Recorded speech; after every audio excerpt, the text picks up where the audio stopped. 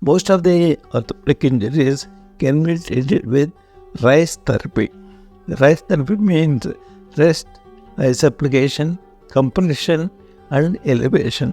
So these three things are very important. First 72 hours of the surgery. Rest can treat 90% of the orthopedic injuries problems.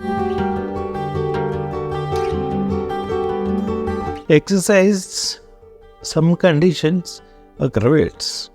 Initially it aggravates. Once there is a pain, we should not do exercise. Once the pain settles, then exercise treatment always helps to cure the orthopedic problem. Definitely not.